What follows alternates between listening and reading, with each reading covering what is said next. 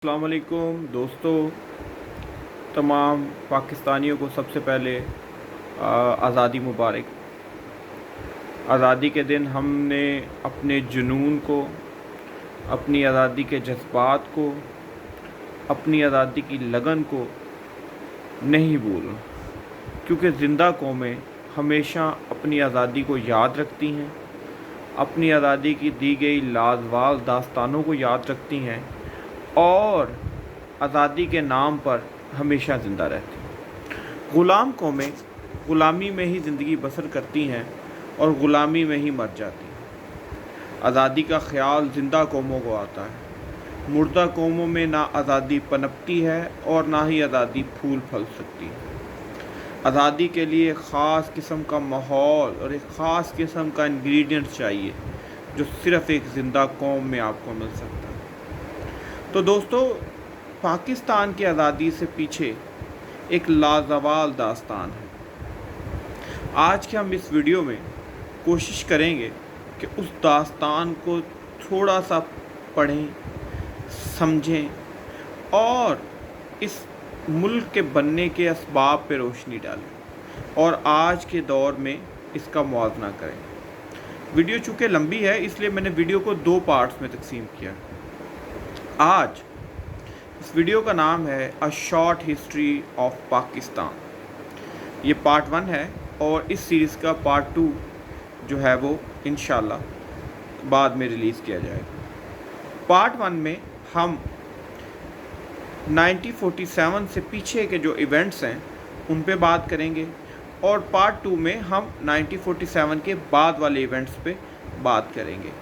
तो दोस्तों, आज अपनी वीडियो का आगाज़ करते हैं और ये वीडियो ख़ास तौर पे उन लोगों के लिए है जो आज़ादी पे यकीन रखते हैं, जो आज़ादी पे मानते हैं, जिनका ख़्याल है कि हम आज़ाद हैं। ग़ुलामों के लिए ये वीडियो नहीं है। तो दोस्तों, आगाज़ करते हैं। आप जैसे सब जानते हैं कि ब्रिटिश ने यहाँ इंडिया पे कब्ज़ा किया हुआ था और मुसलमानों ने और यहाँ के लोगों ने, ख़ास तौर पे जो यहाँ के लोग आज़ादी पसंद थे, उसमें खाली मुसलमान नहीं थे, और भी लोग थे जिन्होंने आज़ादी के लिए जंग लड़ी, जिसे जंग आज़ादी कहा गया। 1857 ये एक ख़ास लम्हा था जब मुसलमानों ने अपनी आज़ादी, मुसलमान कह लें या बड़े सग़ीर के लोग कह लें, अंग्रेज़ों से आज़ादी के लिए जंग लड़ी। अंग्रेज़ों ने इसे गद्दारी का नाम दिया। हालांकि अंग्रेज़ों ने जहलसाजी, धोखादही और गासिबाना तरीके से बड़े सग़ीर पर कब्ज़ा किया और यहाँ के लोगों को अपना ग़ुलाम बनाया। ब्रिटिश यहाँ से मालो दौलत लूटते और इन वसाइल को अपने मुल्क भेज दिया करते। मुल्क में भेजने से वो तो अमीर से अमीर तर होते गए और यहाँ का खित्ता जो अमीर था, तमाम वसाइल से भरपूर था, वो गरीब से गरीब तर होता गया। यहाँ के लोगों की हालत जानवरों से भी बदतर थी। चंद लोग जिन्होंने अंग्रेज़ों की मिन्नत समाजत की, या आप कह लें कि अंग्रेज़ों के लिए ख़बर रसानी का या मुखबरी का काम किया, उन लोगों को जायदादें और तमाम नवादरात और तमाम चीज़ें उन्होंने दी गईं ताकि वो मुसलमानों के बारे में ख़बर दें और मुसलमान ये जंग हारते जाएं। सो ऐसा ही हुआ। 1857 की जंग आज़ादी मुसलमानों ने हारी और बड़े सग़ीर के बहुत सारे लोगों ने हारी, तो उन्होंने अंग्रेज़ों ने बदला लेना शुरू कर दिया। अब ये था कि मुसलमान जो यहाँ के बड़े सग़ीर के थे वो ज़्यादातर पढ़े लिखे नहीं थे। इनके मुकाबले में जो दूसरी कम्युनिटीज़ थीं, जिनको आप सिख या हिंदू कह लें, यहाँ मेजॉरिटी हम रेफ़र करेंगे इस वीडियो में हिंदू कम्युनिटी को। हिंदू कम्युनिटी चूँकि पढ़ी लिखी थी और मुसलमान लोग इतने पढ़े लिखे नहीं थे। हिंदू कम्युनिटी ने किया कि जंग आज़ादी जो 1857 की थी, उसका सारा मलबा अंग्रेज़ों के सामने मुसलमानों पे गिरा दिया। उन्होंने ये बताने की कोशिश की कि ये जो जंग आज़ादी की तहरीक हुई या जंग आज़ादी की जो जंग लड़ी गई, یہ جنگ آزادی میں جو شمولیت تھی وہ صرف مسلمانوں کی تھی. حالانکہ آپ اگر ہسٹری کو تعصب کی اینک اتار کے دیکھیں تو وہاں آپ کو رانی آف جھانسی بھی ملیں گی, وہاں آپ کو سید احمد شہید بھی ملیں گے. لیکن چونکہ ہندو کو اپنا نیریٹو, چونکہ آج بھی آپ دیکھیں نیریٹو کی جنگ ہے, جس کا نیریٹو بھاری ہے لوگ اس کی بات سنتے ہیں. تو کیا ہوا کہ ہندوؤں نے اپنا نیریٹو یہ بلڈ کیا کہ جو مسلمان ہیں اصل میں وہ آزادی کی جنگ لڑ رہے تھے, ہم انگریز کے ساتھ ہیں, لہذا ہمیں انگریز کچھ نہ کہے. اور ان کا پروپیگنڈا اتنا زیادہ انگریزوں کے سامنے مشہور ہوا کہ وہ بات مان گئے. انگریزوں نے یہ کہا کہ ٹھیک ہے جی, یہ جو ہے مسلمان ہی ان تمام کے قصوروار ہیں. تو مسلمانوں سے سرکاری جابس واپس لے لی گئی, مسلمانوں کو سرکاری جاب حاصل نہیں تھی, مسلمانوں کو تمام جو لائف سٹینڈرڈ تھے ان سے محروم کر دیا گیا. گھٹیا سے گھٹیا, یعنی جو گھٹیا جاب جسے آپ سمجھتے ہیں وہ مسلمانوں کے لیے فکس کر دی گئی. کوئی دفتری جاب مسلمانوں کے لیے اویلیبل نہیں تھی, اور چونکہ مسلمان کمیونٹی اتنی پڑھی لکھی بھی نہیں تھی تو یہ ساری چیزیں ان کے لیے مشکل ہوتی جا رہی تھیں. یہاں پہ انگریزوں سے کرنے کے بعد ساز باز ہندوؤں نے ایک ایسا نظام متعارف کروانے کی کوشش کی جس میں کہ مسلمان بالکل ہی پیچھے رہ جائیں. آپ یہاں ایک چھوٹا سا ایونٹ میں آپ کی نظر کرنا چاہوں گا. 1867 کی اردو ہندی کنٹروورسی. آپ کو پتہ ہے کہ مغل جو ہیں ان کے درباروں میں اردو کو قومی زبان کی حیثیت حاصل تھی. چونکہ اب انگریزوں کی حکومت تھی اور انگریز اپنی زبان کا یہاں پہ نفاذ نہیں کر رہے تھے بلکہ مقامی زبان میں ہی لوگوں کو جو ہے وہ موقع دے رہے تھے کہ وہ آگے بات کریں, تو لہٰذا اردو ہی چل رہی تھی. تو انگریزوں نے یہاں پہ ہندی زبان کو قومی زبان متعارف کروانے کے لیے کوشش شروع کر دی. اس میں وہ کامیاب ہو گئے, دفاتری زبان ہندی ہونی شروع ہو گئی, اردو پیچھے جانی شروع ہو گئی. جو یہ آخری ہتھیار تھا. اس مقام پہ ایک شخص جس کا نام سوسائٹی اور ہسٹری ہمیشہ یاد رکھے گی, وہ پیدا ہوئے, سر سید احمد خان. مسلمان, اور سر سید احمد خان جو تھے وہ جو ہے وہ جج کے طور پہ, سب جج کے طور پہ انگریز گورنمنٹ میں ملازم بھی تھے. انہوں نے اپنا رسالہ اسباب بغاوت ہند لکھا. اس میں انہوں نے لکھا کہ مسلمان ہی اکیلے ذمہ دار نہیں ہیں, اور دوسرا انہوں نے لکھا کہ آخر کیا وجوہات تھیں کہ بڑے صغیر کے لوگوں کو میوٹنی, جو انگریزوں کے مطابق میوٹنی تھی, اور جو ہمارے دوسرے جو مسلمان یا بڑے صغیر کے لوگ جو آزادی کے تھے ان کے لیے جنگ آزادی تھی. انہوں نے لکھا اس میں اپنے رسالہ اسباب بغاوت ہند میں کہ وہ کون سی وجوہات تھی جن کی وجہ سے یہ قدم اٹھانے پہ لوگ مجبور ہوئے, نیٹو لوگ. اس کے بعد انہوں نے مسلمانوں کو یہ کہا کہ آپ نے اپنی تعلیم پہ توجہ دیں. انہوں نے انسٹیٹیوٹ کھولے, محمد اینگلو اورینٹل کالج, پہلے اسکول غازی آباد میں, مراد آباد میں, پھر محمد اینگلو اورینٹل کالج, پھر بعد میں وہ علی گڑھ یونیورسٹی بھی بنی. تو 1920 کی بات. تو ان کا جو یہ تھا, اور ایک اور ایجوکیشنل کانفرنس بھی تھی. انہوں نے اپنے خطبات احمدیہ میں بہت ساری چیزیں اس طرح کی لکھی. سر سید احمد خان کی ذات کو آپ ایک مسلمانوں کے لیے ایک ایسے شخص کا کہہ سکتے ہیں جنہوں نے مسلمانوں کو ایک نئی ڈائریکشن دکھائی. تو ابھی جو ہسٹری اب پڑھتے ہیں اس میں ان کو تھوڑا سا کنٹروورشل دکھایا گیا ہے ان کے عقیدے کی وجہ سے, لیکن آپ دیکھ سکتے ہیں کہ انہوں نے بہت سارے اہم اقدامات کیے. مسلمانوں کے لیے ایجوکیشن کا پراپر انتظام بنایا. چونکہ انڈین سول سروس کا آغاز کرتے ہیں, جسے ہم مقابل, جیسے آج کا CSS اور PMS ہے, تو وہاں انڈین سول سروس کے نام سے وہ جو تھا انہوں نے انٹروڈیوس کرا دیا, جسے مقابلہ. تو مسلمان تو چونکہ پڑھے لکھے نہیں تھے تو ہندوؤں ہی آپس میں مقابلہ کر کے سیٹیں جیت رہے تھے. پھر 1885 میں کانگریس کی بنیاد رکھی گئی. कांग्रेस की बुनियाद रखने का मकसद ये था कि अंग्रेज़ ये चाहते थे, ये एक अंग्रेज़ ही था जिस A.O. ह्यूम जिसने कांग्रेस की बुनियाद रखी। ये कोई हिंदुओं की पार्टी नहीं थी, ये एक बड़े सगीर की पॉलिटिकल पार्टी के तौर पे बनाई गई थी, जिसे बाद में हिंदुओं ने कब्ज़ा कर लिया था। ये पॉलिटिकल पार्टी असल में यहाँ के नेटिव लोगों के राइट्स को प्रिवेंट करने के लिए, उनको या राइट्स दिलाने के लिए अंग्रेज़ों तक उनकी बात सही तरह पहुँचाने के लिए, पॉलिटिकल राइट्स ड्राइव्स करने के लिए ये बनाई गई थी। अब हुआ ये कि ये पार्टी बन गई, इसमें मुसलमान भी शामिल हुए और हिंदू भी। मौलाना अब्दुल कलाम आज़ाद, महात्मा गांधी, नेहरू और बहुत सारे नाम जो हैं शामिल थे। सर सैयद अहमद ख़ान ने यहाँ पे मुसलमानों को किसी भी पॉलिटिकल एक्टिविटी में इन्वॉल्व होने से रोका। उन्होंने कहा कि सबसे पहले मुसलमानों को अपनी एजुकेशन पे तवज्जो देनी चाहिए, एजुकेशन स्कूल्स होने चाहिए। एजुकेशन, जब तक मुसलमान एजुकेटेड नहीं होगा, ना वो अपनी बात आगे पहुँचा सकेगा, ना वो अपने राइट्स की बात कर सकेगा, ना अपने राइट्स को आगे पहुँचा सकेगा। दोस्तों, वहाँ गांधी और हिंदू लीडरशिप ने, इसमें अब ये भी था कि मुसलमान लोग भी वहाँ उसमें शामिल थे, मौलाना अब्दुल कलाम आज़ाद की शक्ल में, तो उन्होंने भी यहाँ अपने कांग्रेस के साथ एफिलिएशन शो करना शुरू कर दिया।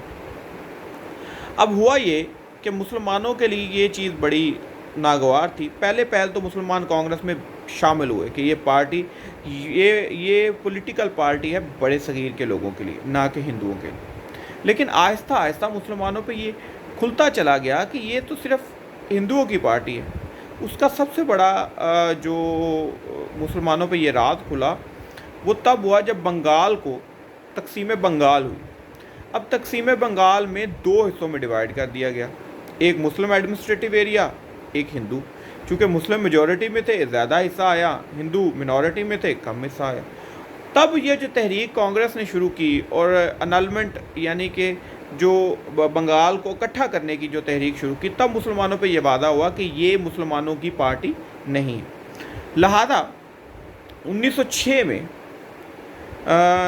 जो है मुसलमानों ने अपनी अलग पॉलिटिकल पार्टी मुस्लिम लीग के नाम से शुरू की। अब ये मुस्लिम लीग जो थी, इसमें शुरू में लोगों ने अपनी शमूलियत इख्तियार की। कुछ लोगों ने इसको कंट्रोवर्शियल कहा गया, कुछ लोगों ने कहा गया कि बड़े सगीर में पॉलिटिकल अनरेस्ट को फैलाने के लिए ये पार्टी शुरू की। लेकिन असल में 3 बड़े मकसद थे इस पॉलिटिकल पार्टी को बनाने के। पहला मकसद था कि मुसलमानों को उनके पॉलिटिकल राइट्स का बताना, उनको उनके पॉलिटिकल राइट्स दिलाना और गवर्नमेंट के साथ मुसलमानों के जो रवाबित हैं उनको बेहतर बताना। अब मैं आपको यहाँ एक बड़ी अहम और बड़ी ज़रूरी बात बताता चलूँ कि जब ये पॉलिटिकल पार्टी बनी थी तब के वक्त यहाँ पे कोई भी ऐसा सिनारियो नहीं था जो एक आज़ाद मुल्क के लिए हो। अब आज़ाद मुल्क के लिए कहाँ से शुरू हुआ उसकी बात हम आगे चल के करेंगे। ये पॉलिटिकल पार्टी बन गई, उसके दौरान बहुत सारी तहरीकें चली। मैं चूँकि वीडियो लंबी होती जाएगी, मैं इतना ज़्यादा इन तहरीक को वजाहत के साथ बयान नहीं कर सकता, लेकिन छोटा छोटा आपको बताता चलूँगा। कुछ ऐसा वाक़यात जो मेरे इस वीडियो में अगर रह जाएंगे तो उनको हम थोड़ा थोड़ा करके बयान करते रहेंगे। यहाँ जो बड़े वाक़यात थे, 1916 में लखनऊ पैक्ट हुआ। मैं शॉर्ट करता आ रहा हूँ उन वाक़यात को। उस मौके पर कायद आज़म मोहम्मद अली जिन्ना को, अब आपको यहाँ एक और बात जो यहाँ टर्निंग पॉइंट आप कह सकते हैं, कायद आज़म ने मुस्लिम लीग को ज्वाइन नहीं किया था बल्कि कांग्रेस को ज्वाइन किया था। और कायद आज़म कांग्रेस और मुस्लिम लीग को इकट्ठा देखना चाहते थे, लिहाजा उन्हें हिंदू मुस्लिम यूनिटी का एम्बेसडर कहा जाता था। 1916 में लखनऊ पैक्ट भी इसी सिलसिले की एक कड़ी थी।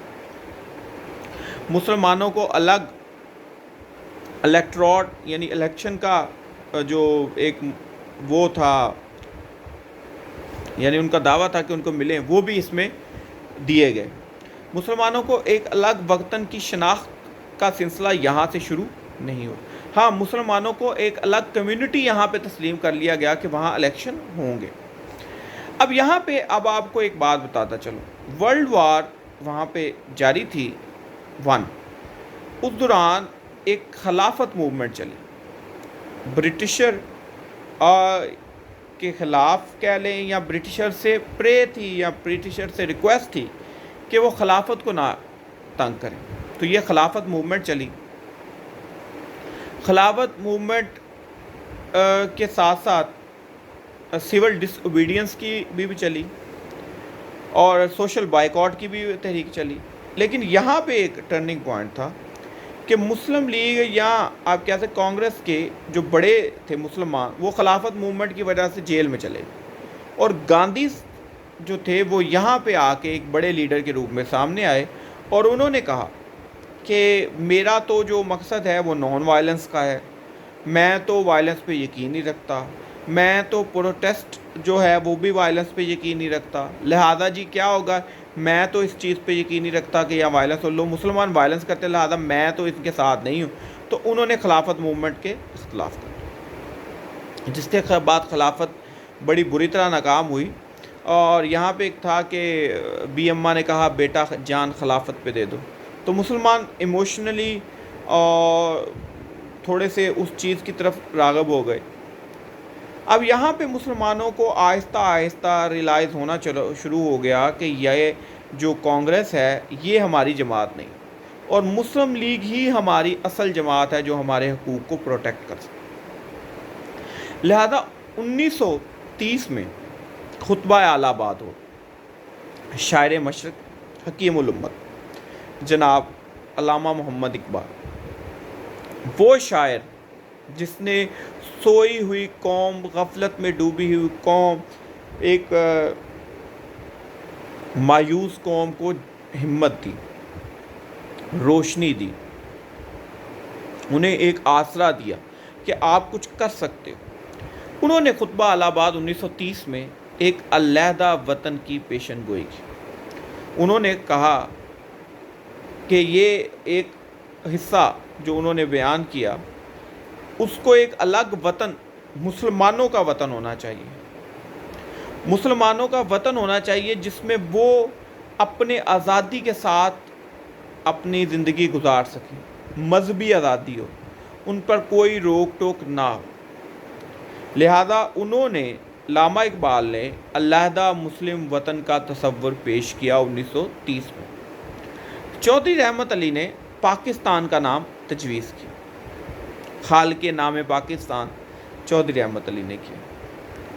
اب یہاں پہ آپ کو ایک بات بڑی وضاحت سے بتاتا چلوں کہ مسلمانوں کی کافی تعداد اس وقت مسلم لیگ کے خلاف بھی تھی اور علیحدہ وطن کے تصور کے بھی خلاف تھی۔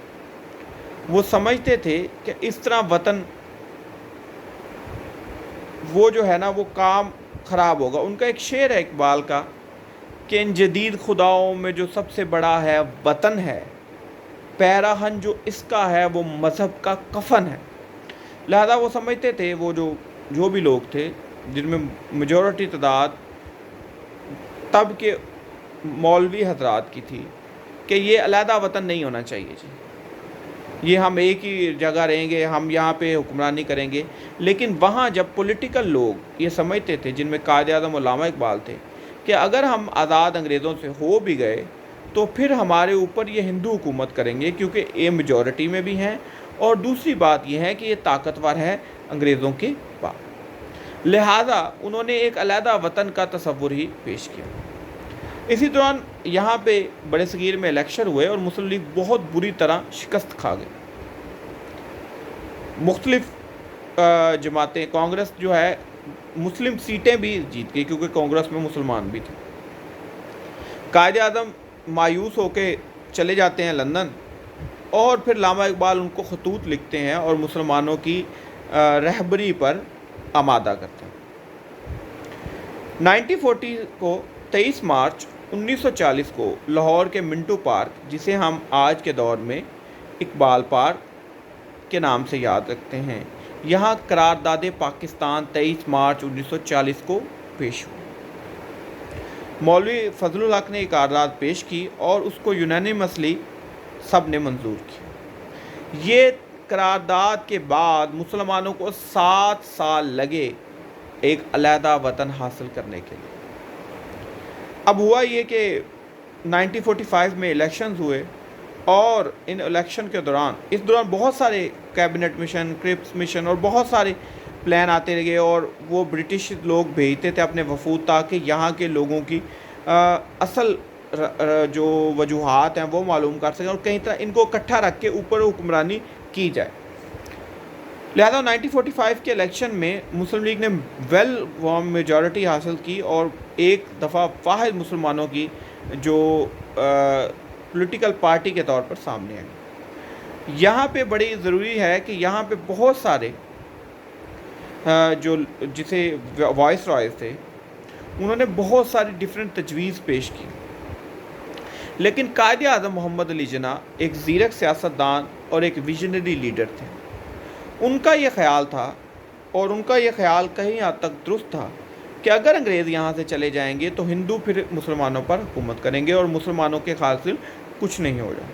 لہٰذا انہوں نے کہا کہ اگر مسلمانوں کی انگریزوں سے آزادی حاصل ہوتی ہے تو وہ ایک علیحدہ وطن کی شکل میں ہی ہوگی۔ لہٰذا 14 اگست 1947 کو پاکستان معاذ وجود میں آیا۔ یہ کہانی دیکھنے میں بڑی سمپل اور بڑی سادہ سی معلوم ہوتی ہے، لیکن ایسا نہیں ہے۔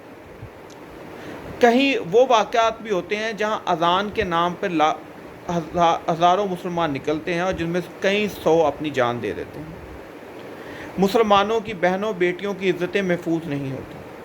مسلمانوں در بدر دھکے کھاتے ہیں۔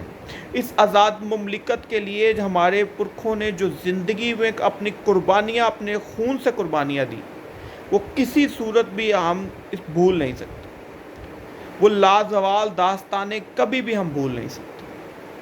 یہ ملک اتنی آسانی سے حاصل نہیں ہوا، اس میں لاکھوں لوگوں کا خون بسا۔ یہ اس ملک میں ہم سانس لیتے ہیں تو ایسے حاصل نہیں ہوا۔